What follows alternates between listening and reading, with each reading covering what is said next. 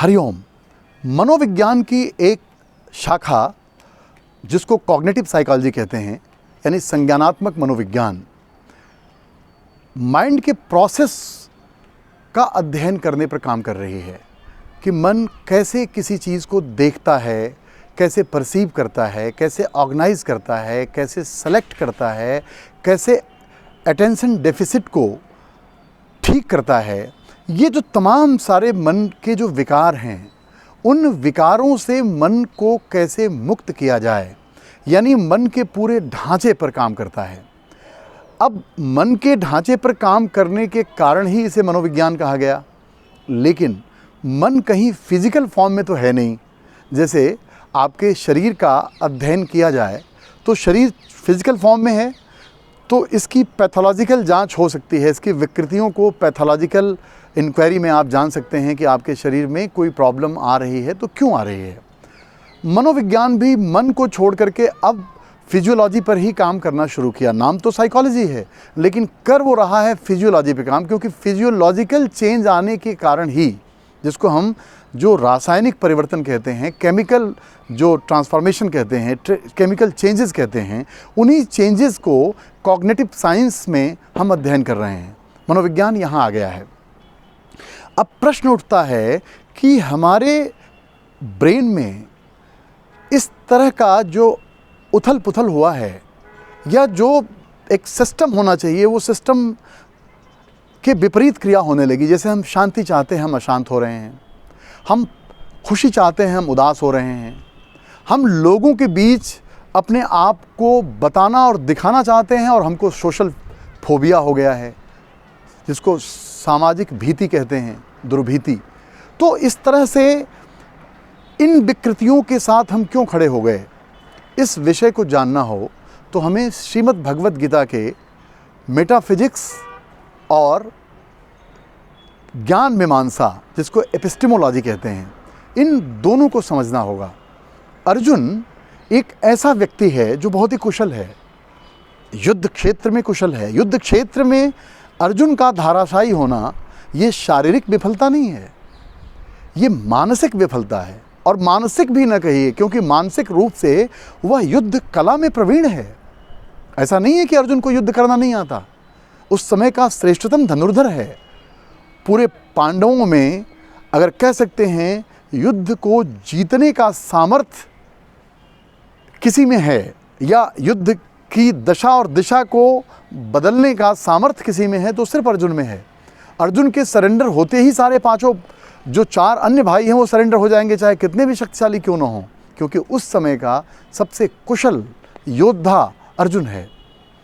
लेकिन जैसे ही अर्जुन युद्ध भूमि में अपने विरुद्ध अपनों को देखता है, ध्यान रखिएगा शब्द पर, अपने विरुद्ध अपनों को देखता है, तो अर्जुन अपना कौशल भूल जाता है। अर्जुन हताश हो जाता है। अर्जुन भविष्य को लेकर चिंतित हो जाता है, क्योंकि भविष्य को लेकर चिंतित होने का कारण जानते हैं क्या है? चिंता आपको क्यों होती है, कभी आपने सोचा? जो जनरल एंजाइटी डिसऑर्डर कहते हैं मनोविज्ञान में, ये क्यों होती है? ये होती है हमेशा परिणाम को लेकर।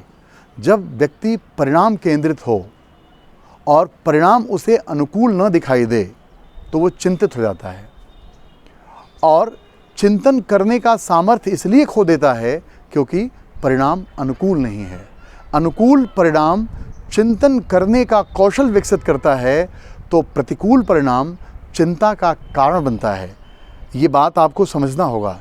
ये कॉग्निटिव साइकोलॉजी में इन्हीं सब विषयों पर गहरा रिसर्च हो रहा है, लेकिन रिसर्च भी जो हो रहा है वो फिजिकल फॉर्म में हो रहा है। हम कहते हैं ना कि पैथोलॉजिकल हो रहा है, कि जैसे आपका जो कार्टिजोल बढ़ गया तो आपको तनाव होने लगा, आपका सेरोटोनिन कम हो गया तो आप उदास रहने लगे। तो ये क्या है? ये शरीर में निर्मित होने वाले रसायन हैं। इन रसायनों के निर्माण की प्रक्रिया ऐसी क्यों हो गई, इस पर अगर सिर्फ शरीर तक ही सिमट करके बात की जाए तो अर्जुन तो शारीरिक रूप से बिल्कुल स्वस्थ थे। युद्ध में आप देखें तो दोनों सेनाओं के मध्य में अपने रथ को खड़ा करने का अपने सारथी भगवान कृष्ण से अर्जुन अपील करते हैं कि ज़रा दोनों सेनाओं के मध्य में मेरा रथ ले चलिए। और जब अपने विरुद्ध पक्ष में उन लोगों को देखते हैं जिन लोगों के लिए जिया जाता है, जो लोग हमारे लिए जीते हैं, यानी अपने संबंधी। मनुष्य सामाजिक प्राणी है और समाज संबंधों का जाल है। जब मनुष्य के संबंध बिगड़ते हैं ना, तो मनुष्य का पूरा जो साइकोसोमेटिक जो डिस्टर्बेंस होता है और साइकोसोमेटिक डिसऑर्डर्स फिर पैदा होते हैं, चाहे वो साइकोपैथोलॉजिकल हों, चाहे वो फिजियोलॉजिकल हों। तो मेरा कहना ये है कि फिजियोलॉजी की जांच तो हो सकती है पैथोलॉजी में, लेकिन साइकोपैथोलॉजी की जांच कैसे करोगे? आप साइकोलॉजी को पैथोलॉजिकल नहीं बनाया जा सकता। मन की विकृतियों को आप फिजिकल फॉर्म में नहीं देख सकते, क्योंकि मन विचारों से स्वस्थ होता है और विचारों से विकृत होता है। ध्यान रखिएगा। अब प्रश्न ये है कि जब मन विकारग्रस्त हो गया तो क्या फिर सही विचार, जिसको ये लोग मनोविज्ञान में कॉग्निटिव बिहेवियर थेरेपी कहते हैं, क्या आप अपने बिहेवियर को का कॉग्निशन ले पाएंगे या लेते हैं? आप जो व्यवहार करते हैं, क्या वो व्यवहार संज्ञानात्मक होता है? और जब संज्ञानात्मक व्यवहार नहीं होता, यानी ज्ञान से युक्त व्यवहार नहीं होता, व्यवहार प्रतिक्रिया का रूप ले लेता है, तो ध्यान रखिएगा सारे संबंध टूटने लगते हैं। और आज जो मनुष्य का ये समाज है, ये समाज संबंधों की क्राइसिस, जिसको रिलेशनशिप क्राइसिस कहते हैं, उससे गुजर रहा है।